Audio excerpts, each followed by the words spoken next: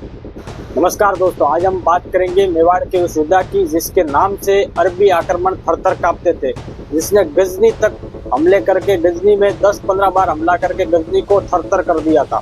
आज हम बात करेंगे बप्पा रावल की, जिसे काल भोज भी कहा जाता है। इतिहास में इस नाम को लेकर भी मतभेद है कि काल भोज या बप्पा रावल एक है या अलग अलग।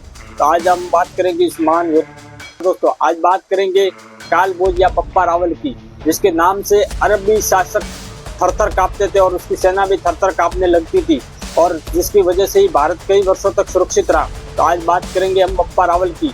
बप्पा रावल बचपन में हरित ऋषि की गायें चराते थे। कहा जाता है कि बचपन में वो गायें चराने जाते थे तो एक गाय जो है आने के बाद घर पे आने के बाद दूध नहीं दिया करती थी। तो हरित ऋषि ने कहा कि तुम क्या गाय का दूध पीते हो क्या?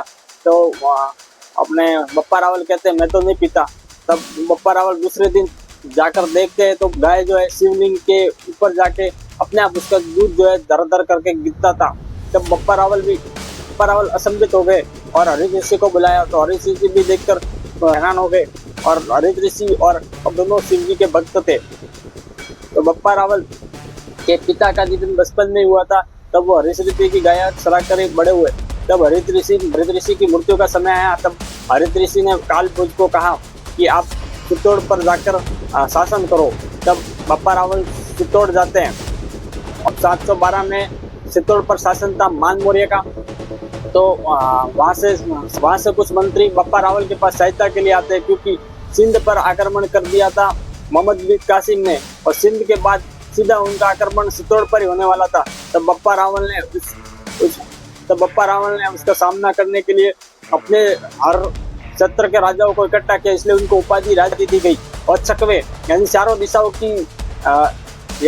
दिशाओं को जीतने वाला वो भी उपाधि बप्पा रावल को दी गई और भी बहुत सारी उपाधि बप्पा रावल को प्रदान की गई।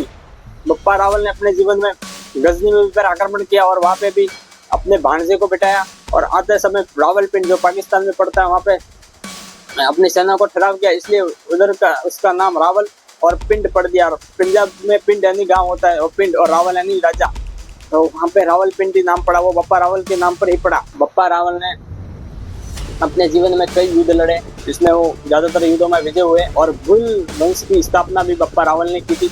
बप्पा रावल ने कैलाशपुरी में एकलिंग जी का मंदिर बनाया और वो अपने आप को एकलिंग जी का दीवान कहते हैं कि राजा। तो बप्पा रावल ने एकलिंग जी के मंदिर का निर्माण करवाया।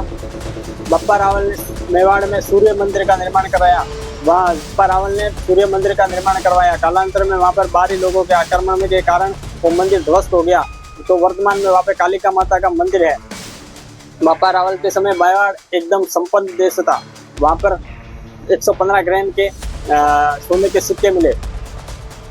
कालांतर में उनका अनुसरण महाराणा कुंभा और महाराणा सांगा और महाराणा प्रताप ने किया और उन्हीं के आश्रमों पर चले। अरबों की सेनाओं को भारत से बाहर खदेड़ने में अहम भूमिका निभाई। उनके शासनकाल में कोई भी दुखी नहीं था और वह सबकी